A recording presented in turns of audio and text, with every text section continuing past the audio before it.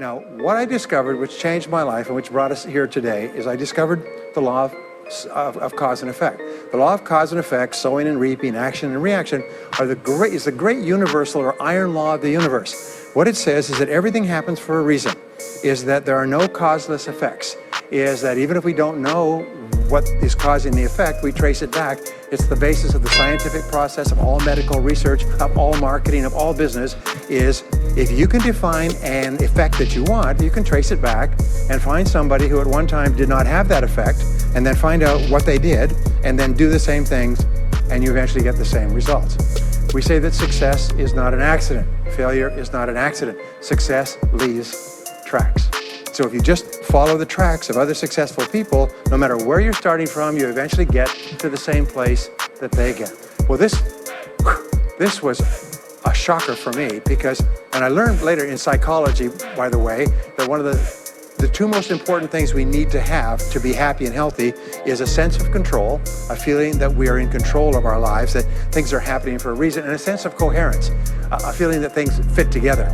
Well, when I realized the law of cause and effect explained everything, I thought, wow. So in sales, I went to the top of my sales force. I read and I learned, attended courses, and especially I applied what I learned. And then when I got into sales management, I again read the books and took the courses and asked for advice. And when I got into real estate and importation and development and manufacturing, distribution, and a whole series of businesses over the years, the first thing I did is I asked, how does it work? How do people succeed in this field?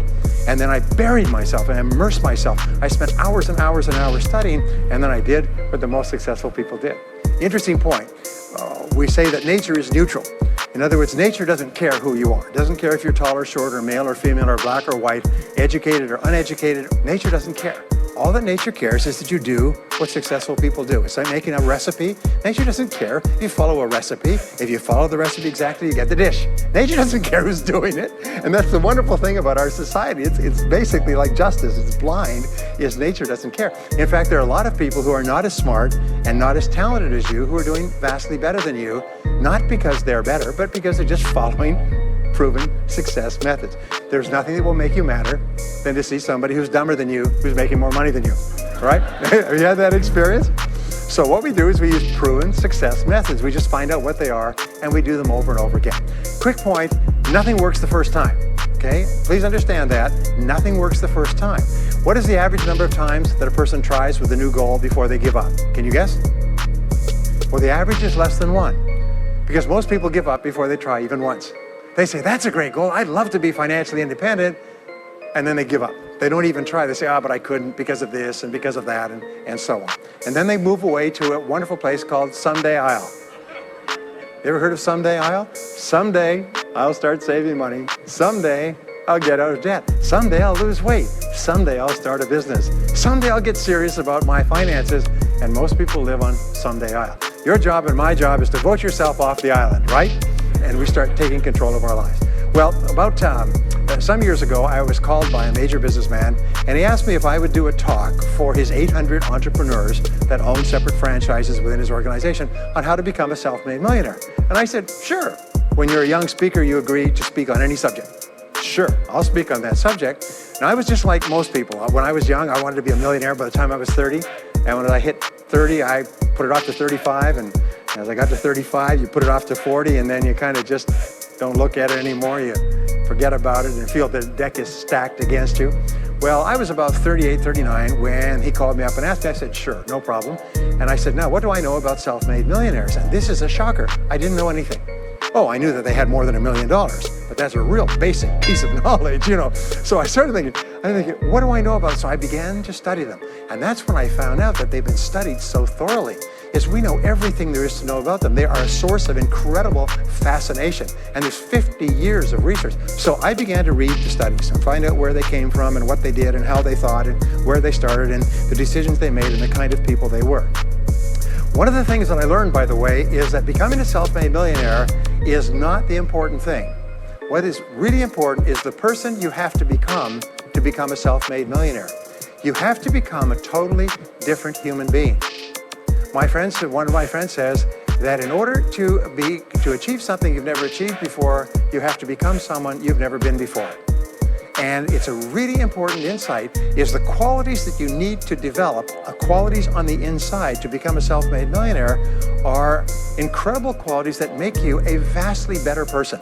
Not only better in terms of character, determination, discipline, decision-making, strength, and so on, but they make you a far better person. They round out your character in a far better way. So the real payoff of becoming wealthy is not because you can eat more, because how many more meals can you eat? How many more clothes can you wear? But it's the kind of person that you become, and then the kind of people that you associate, the kind of life that you have. And so the things that we're going to talk about now, and I know that you're some of the smartest people in our country, so I'm going to give you these ideas very quickly, like dealing cards. What I found in my research is that there's a series of qualities that self-made millionaires have. If you have these qualities, your success is virtually guaranteed. And if you don't have these qualities, the qualities are learnable. Point number one is that all business or sales skills are learnable. All financial skills are learnable. If you can drive a car, you can learn any skill. If you can drive a car, you can learn the skill. Now, number two is you're probably only one skill away from doubling your income right now. You're probably only one skill away from setting yourself on the road to becoming a self-made millionaire. That turns out to be the case for almost everyone. And if you don't know what that skill is, maybe over the course of the time we spend together, it'll jump out at you. But whatever it is, you've got to find it out and go to work on it, because it is learnable. It's a learnable skill. People say, well, I've never been very good with money. Well, get over it. The fact of the matter is, you can learn what you need to learn to achieve anything that you want to achieve. So, the success secrets of self-made millionaires. Give yourself a score of 1 to 10, and if you are weak on one of these, it can be enough to hold you back. If you're strong on all of these, then there's no limit to what you can accomplish. The first is to dream big dreams. Dream big dreams. Practice what is called back from the future thinking and project forward. Develop a vision of yourself as happy, healthy, wealthy, thin. Practice what top people practice, which is what is called idealization. You project forward several years and you imagine that your life is perfect in every way. Imagine that you have no limitations. Imagine that you have all the time and all the money and all the friends and all the contacts and all the education, all the experience, and that you could be or have or do anything you want in life. If you could, what would it be? If your life were perfect in 5 years, what would it look like? How much would you be earning? How much would you be worth? What kind of a family life would you have? What kind of health would you have? What kind of car would you be driving? What would your life be like if you could wave a magic wand and make it perfect in every way? Now, what we have found is this is the starting point of great riches, and it's the starting point of great success in life, is for you to have a dream or a vision of a wonderful future. Here's an exercise that we give people in our audiences, is take a sheet of paper and make up what is called a dream list. Now imagine this is kind of like a kid's Christmas list, and that it just allows you to just run wild and just write down everything that you could think of that you could possibly want. I had a friend who I taught this to, and he got so excited about it, he bought a spiral notebook, and he began writing. And he'd go through the newspaper, and every single thing he saw in the newspaper that was nice, he wrote it down as goal. He ended up, first time through, with 330 goals. With the end of the month, he had 500 things that he wanted. The interesting thing was that his life exploded. He activated the law of attraction, and he began to attract into his life people, circumstances, ideas, resources, insights that began to move him toward the accomplishment of the goals and began to move the goals toward him. Number two is to do what you love to do. Whenever you find people who are really successful in life, they're people who do what they love to do. They love their work. The great rule for success in life is to find something that you love to do and then find a way to make a living doing it. Now, when you find what you love to do, it'll be something that gives you energy, it motivates you, it enthuses you. It's probably something that you were meant to do from the time you were born. And when you ask self-made millionaires, what sort of work do you do? They'll often say, I've never worked a day in my life. I just do what I like to do. I had a graduate in my course once who came up to me and said, that's interesting. He said, when I was a little boy, I loved to study airplanes. He said, I got airplane books and I had airplane models and I had toy planes and then I got into competitions with remote-controlled planes. He said, when I grew up and went to school, I studied aeronautical engineering. He said, today, I'm 35. He said, I own 3 companies. One builds a small aircraft. Another one repairs and services small aircraft. Another one is in leasing and chartering small aircraft. He said, I've never worked a day in my life. He said, I've just played with planes since the time I was a kid. So one of the things that you can do is go back to the time when you were young as a child between the ages of 7 and 14, before you discovered boys or girls, and what is it that you really love to do? And you'll often find that within that is something you're supposed to do as an adult. Number 3 is commit to excellence. Now this is really, really important, and I had a hard time with this as a young man because I was never good at anything. I was never picked for any team, and if I was picked, I was the first person cut. I got lousy grades in every class. I got fired from multiple jobs. I even got fired from a job pumping gas once. Can you imagine that? Being fired for pumping gas because you're no good. They came out and said, you're no good at pumping gas. How can you be no good? Little old ladies can pump gas. And here I was no good at pumping gas. Anyway, so I got fired. I went from job to job. And then I discovered that all people who are successful are excellent at what they do. You know the old question they asked Willie Sutton, the bank robber, why do you rob banks? He said, that's where the money is. Well, being in the top 10% is where the money is. So what you have to do is you have to pay any price and make any sacrifice to get into the top 10% in your field. Now here's the good news. If you're doing what you love to do, you will want to be in the top 10% in your field. If you don't want to be excellent at what you're doing, it means you're in the wrong field. It just means that you're marking time, you're treading water. And there's a lot of people who are in their field and they do their job and they go home at night, they don't think about their work and so on. And this kind of an attitude means that you have no future. You have a very shaky present. That crackling sound you hear is the ice breaking under your feet, okay? And you have no future because if you're not doing what you love to do and throwing your whole heart into it, you're just marking time. But everybody is designed so that there is something that you love to do that you can do well. And the fact that you love it means that you probably have the ability to excel at it. So make this decision to get into the top 10%. And let me tell you what changed my life.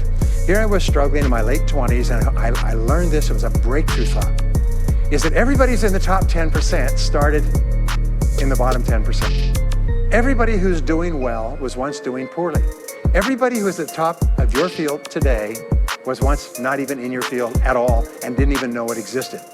What that means is that if you're willing to pay the price and work hard and make the sacrifices, you can get into the top 10%. Now, how long does it take? It doesn't take a week or a month. Most people are really impatient. And to achieve mastery in your field takes 5 to 7 years. People say 5 to 7 years. Geez, I'll be 5 to 7 years older before I start enjoying the big rewards. Well, how much older will you be in 5 to 7 years anyway?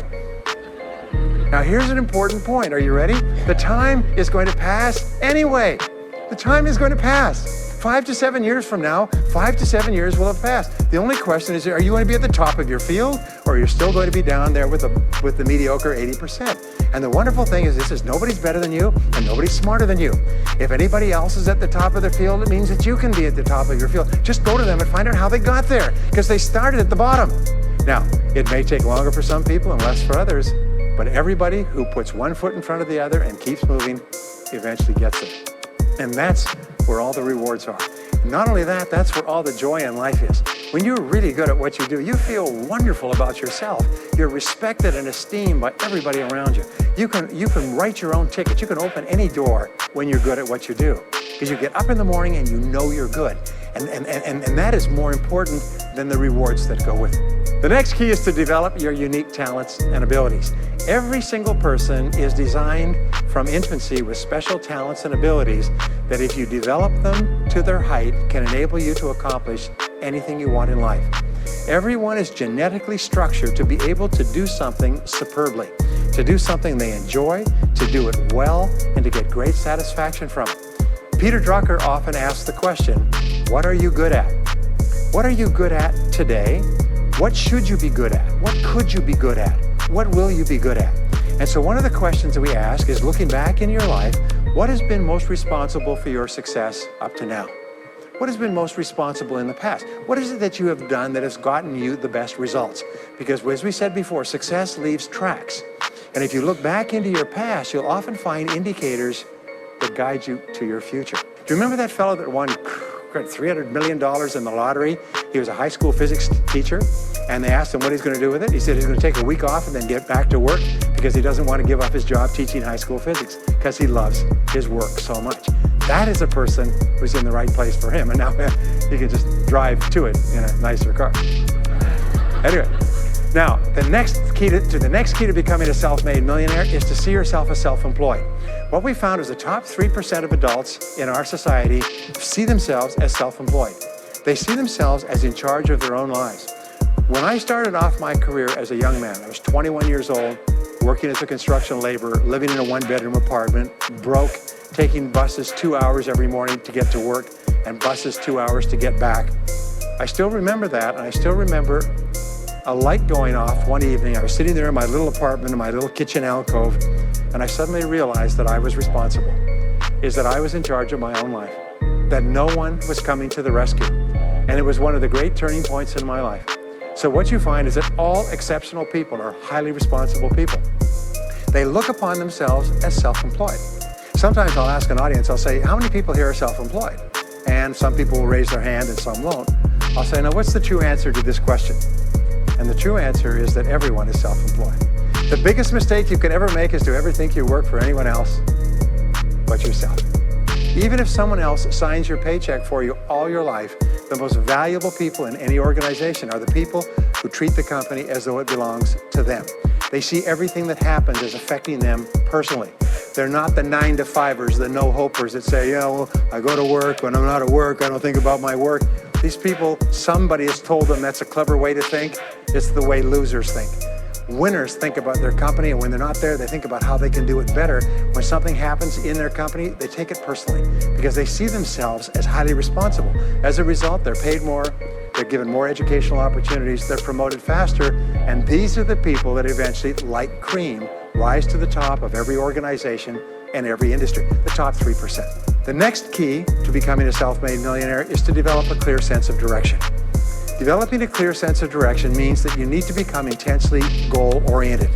We find that all successful people are goal-oriented. There's an old saying, you can't hit a target that you can't see. You've got to know what you want in every area of your life. Some years ago, I worked with the Hunt Oil Company in Texas. The Hunt Oil Company was founded by H.L. Hunt, who became the wealthiest, self-made, multi-jillionaire billionaire in the world. At his peak, he owned 200 companies and had a royalty income of $3 million a day. Most phenomenal man, by the way. And he was interviewed by a friend of mine on television before he died in the early 70s. And he was asked, what are the secrets to success? He said, the keys to success have only been two through all my life, and I will tell you what they are. He said, number one, he said, decide exactly what it is you want and write it down and make a plan to achieve it. And number two is determine the price you're going to have to pay to get it and then resolve to pay that price. Now, where the law of sowing and reaping cause and effect, I learned an additional point to that. I learned that your current life today is the result of the price you've sown up to now. Is whatever you've put in, you get out. So whatever you're getting out today is a result of what you've put in. If you don't like what you're getting out, what you have to do is you have to put in something different. What I found is that life is always just in the long run. So therefore, life says this, is there's a price you have to pay, and there's two qualities. First of all, you have to pay the price in full for your success of study, preparation, hard work, and so on. And second of all, you have to pay the price in advance. You don't get it afterwards. The way the world works is first you put in what you need to put in, and then you get out the rewards. So you have to ask yourself, what is the price that you have to pay to achieve the success that you desire? And you have to write it down and make a plan and work on it every day. Now let me give you a quick exercise, which is my only take-home or homework exercise for our time together. I want you to take a piece of paper like this and write down 10 goals that you'd like to accomplish in the next 12 months. Write the word goals and today's date at the top of the page. Write down 10 goals you'd like to accomplish, and then ask yourself this great question. If you could only accomplish one goal on this list, but you could accomplish it within 24 hours, which one goal would have the greatest positive impact on your life? Now, this is a great question because it'll usually jump out at you. You say, that's the one. If I had this, that would have more of an impact on my life than anything else. Sometimes it's a financial goal, sometimes it's a health goal, sometimes it's a relationship goal. But whatever it is, put a circle around that goal and then turn the page over and write it at the top of the page, set a deadline on the goal, make a list of everything that you could think of to do to achieve the goal, and then begin working on your list. And here's the kicker, do something every day. Do something every day that moves you one step forward towards your major goal. My promise to you that this exercise, selecting your most important goal, making a plan, and working on it every day, will change your life in ways that you cannot imagine.